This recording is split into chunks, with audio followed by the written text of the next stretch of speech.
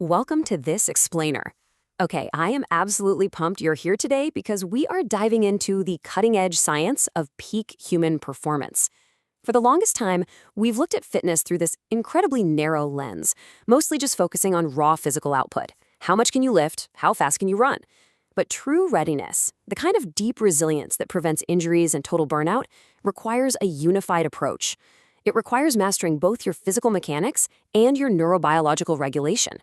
So today, we're bringing together two fascinating areas of peer-reviewed research to build exactly that, a unified theory of holistic fitness. Let's look at our roadmap for today. We'll start with the human performance crisis, look into the physical readiness gap and functional motor competence, then shift gears to the neurological stress burden, yoga and the brain, and wrap it all up with true holistic fitness. Let's get right into it.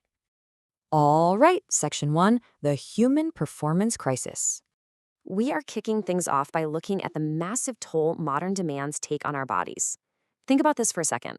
What hidden crisis could possibly connect a future military leader, someone pushed their absolute physical limit daily, and, well, an average desk worker tapping away at a keyboard? The answer is actually an invisible threat that jeopardizes our long-term health. It's a literal crisis of overuse and systemic overload. 40.1%. That number is just wild. Recent data tells us that despite being in their absolute prime training years, ROTC cadets experience an alarming 40.1% overuse musculoskeletal injury rate, and the vast majority of these are happening in the lower extremities. Think about that for a second. Almost half of these highly active, elite young individuals are breaking down, and it's not from acute combat trauma. It's from the chronic, repetitive overload of their own training regimens. This points to a massive flaw in how we're preparing the human body for stress. Which brings us to Section 2, the physical readiness gap. So why are these overuse injuries happening at such insanely high rates, despite all our modern training protocols? It really comes down to how we define readiness in the first place.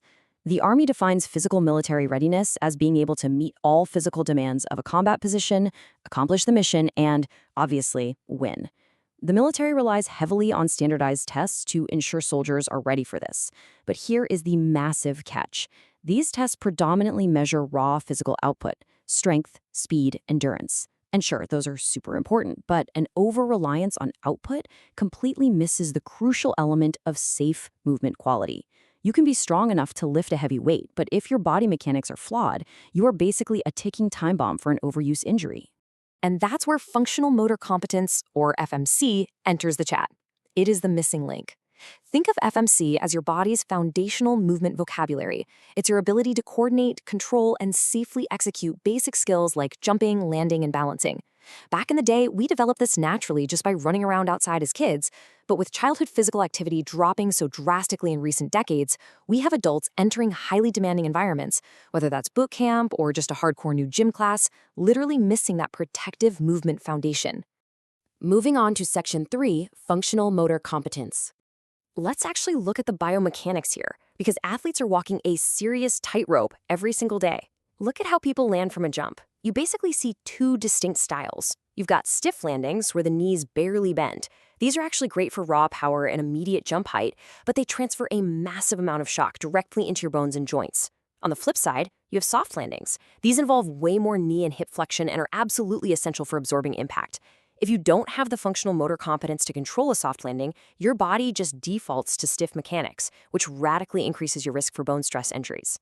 So how do researchers actually measure true physical readiness? Well, they look for high power, absolutely, but they also screen for symmetrical dynamic balance, greater flexion in the knees, hips, and trunk, and ultimately a super low peak landing force. And here is the scary reality check. Studies show that even highly fit cadets who totally crush their fitness tests often display incredibly poor landing mechanics and super unbalanced dynamic stability. Mechanically speaking, they might be strong, but they are incredibly fragile. Let's shift gears now. Section 4, the neurological stress burden. All right, let's take a breath and consciously slow down for a second. We've talked a ton about the physical mechanics of the body, the hardware, right? Now we really need to look at the software. Even the military has realized you cannot just train the muscles and ignore the mind. The Army's modern Holistic Health and Fitness Doctrine, or H2F, officially recognizes that true readiness requires an interdisciplinary approach. Because, let's be real, you absolutely cannot achieve peak physical performance if your nervous system is completely fried from chronic stress, terrible sleep, and mental exhaustion. The body and the mind are locked in this continuous feedback loop. And that leads us to some seriously cool, peer-reviewed research on traditional mind-body medicine.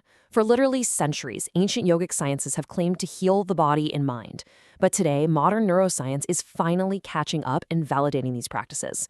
They offer a scientifically proven way to reduce our modern allostatic load, which is just a fancy term for the chronic wear and tear caused by stress, and get our nervous systems back in balance. Which brings us nicely to Section 5, Yoga and the Brain. Let's look under the hood at the physiology here. How exactly do these ancient practices hack our neurobiology and tame our stress hormones? It's fascinating, because each intervention targets a very distinct physiological area. Meditation actually decreases activity in the amygdala, that's your brain's fear center, and actively tanks your cortisol levels. Pranayama, or conscious breath control, directly stimulates the vagus nerve, yanking you right out of fight or flight. And the physical postures, yoga asana, physically integrate your mind and body while actually lowering blood pressure. It is an incredibly targeted toolkit for your nervous system. When you stack these habits together, you're actively combating prolonged stress by downregulating what's called the HPA axis. That's the system responsible for pumping out all those stress hormones. By chilling out the sympathetic nervous system, you force your biology into a restorative parasympathetic state. You aren't just relaxing on the couch, you are literally building deep psychophysiological armor that protects you from burnout. And finally, Section 6, True Holistic Fitness. So, let's bring it all together. We've got the biomechanical data on functional motor competence, and we've got the neurobiological data on mindfulness. Here is how we build the ultimate holistic toolkit. Steps 1 and 2 are your hardware. Intentionally building up that functional motor competence so you can move, jump, and land safely, absorbing force like a sponge. Steps 3 and 4 are your software. Using breathwork to regulate your autonomic system and yoga postures to sync up your body and mind. It is literally the perfect marriage of mechanics and mindfulness. I want to leave you with this final thought. Peak performance isn't just one thing.